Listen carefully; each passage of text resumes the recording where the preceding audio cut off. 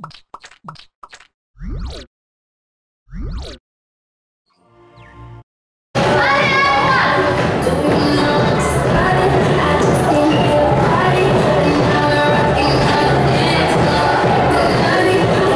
comment est née l'idée d'un cours de Zumba Mascaras? Mais surtout le phénomène de mode, on en entend parler partout, et puis on venait de créer une association nommée les mascottes, donc on s'est dit pourquoi pas tenter, et c'est un réel succès. Alors justement, vous avez été surpris par le monde qu'il y a là derrière vous? Oui, très surprise. On avait mis un contact sur la publicité et j'ai reçu près de 140 appels. Donc le soir même, vu l'excitation, on n'a pas eu le temps de compter, mais 142 personnes étaient présentes en effet. Alors rappelez-nous l'association, quel est son but, hormis de faire des cours de Zumba? Hormis de faire des cours de Zumba, c'est de faire vivre Mascaras pleinement. Donc le mercredi soir, on a déjà mis en place des cours de gym pour faire vivre Mascaras.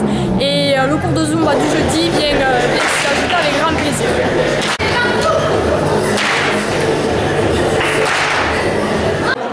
Donc c'est Beto Pérez, l'inventeur de la Zumba. Quand il est parti aux États-Unis, un jour il a donné un cours de fitness et il s'est rendu compte qu'il avait plus ses musiques dans son ordinateur. Donc il a été récupérer un CD dans sa voiture et c'était un CD de salsa.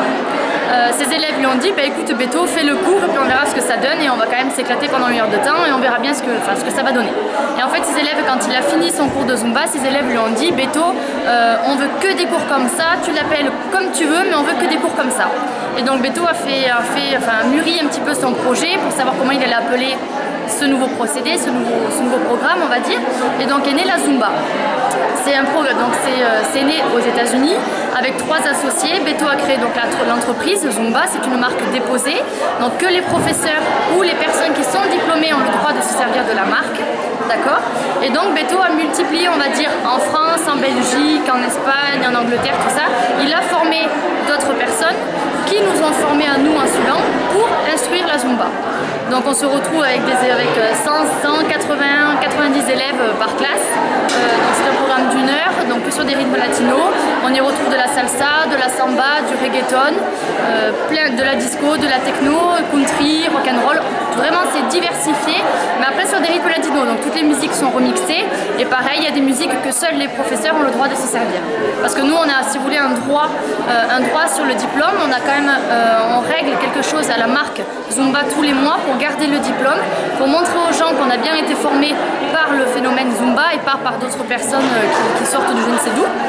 Et donc on paye donc chaque mois à la marque Zumba pour garder le diplôme, pour avoir des musiques, pour avoir des vidéos et surtout pour garder la licence pour l'avoir sur 1 an et plus si ça marche.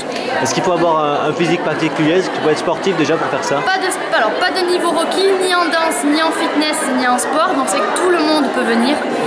Et même je sollicite tout le monde parce que je veux pas de niveau. Et c'est vrai que ça fait découvrir tellement de choses que les gens ils vont adhérer. C'est vrai que jusqu'à maintenant, sur les endroits où je suis, les écoles de sport ou les écoles de danse, je suis à 450 élèves. Donc c'est vrai que j'ai vraiment de tout âge et de tout physique confondu. Et de tout sexe aussi, ou est-ce que c'est féminin comme on le voit derrière vous? Alors c'est beaucoup féminin et je commence à avoir un petit peu des garçons, mais c'est pas évident de les faire adhérer. Ouais,